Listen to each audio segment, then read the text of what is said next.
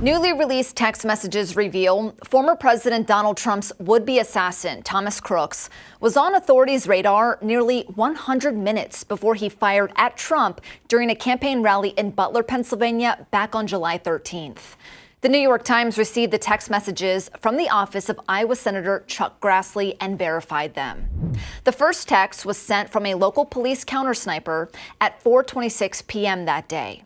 That countersniper was leaving after his shift ended, and he texted other countersnipers saying he had noticed someone had snuck in and parked by law enforcement's vehicles, writing, "I'm just letting you know because you see me go out with my rifle and put it in my car, so he knows you guys are up there. He's sitting to the direct right on a picnic table about 50 yards from the exit." That countersniper confirmed that man who was spotted was later identified as Crooks. 44 minutes later, at 5:10 p.m., Crooks was no longer at the picnic table. In fact, one of the countersnipers, who was upstairs in the AGR International Warehouse, took pictures of Crooks, who was below the countersnipers outside of the building. At 5:38 p.m., those pictures were shared in a group chat among officers. The text said, "Kid learning around building we are in. AGR, I believe it is." Now, we believe that the word learning was corrected from lurking. Quote, "I did see him with a rangefinder looking towards stage. FYI, if you want to notify SS snipers to look out. I lost sight of him. Also a bike with a backpack sitting next to it in rear of building that was not seen earlier. Call it into command and have a uniform check it out." End quote. At 6:11 p.m., shots rang out from atop the AGR International Warehouse, where Crooks was able to position himself about 400 feet away from Trump and have a clear line of sight to the former president. Several bullets flew past Trump's head. One clipped him in the right ear. One rally-goer was killed and two others were critically wounded.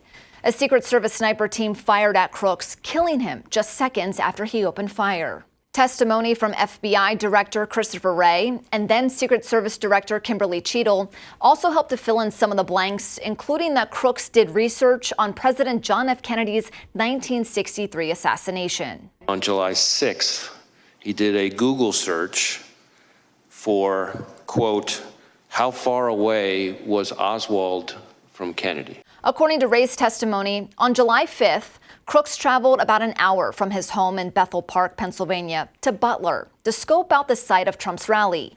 He also drove to the Butler site the morning of the rally and left after approximately an hour to buy 50 rounds of ammunition from a sports store before once again returning to the rally site just before 4 p.m.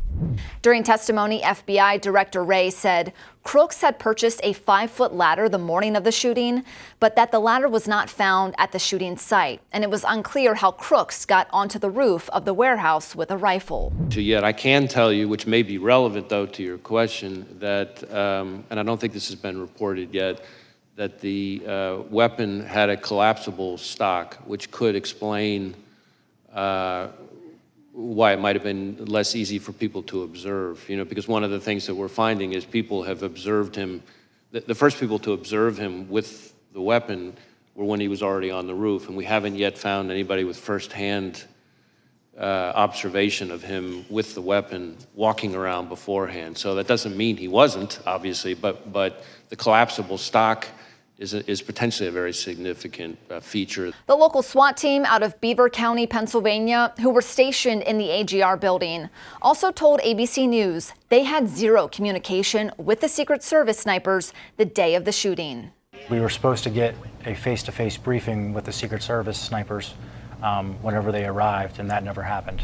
Then Secret Service Director Cheadle told a congressional panel she was unaware which agency had jurisdiction over the AGR warehouse building.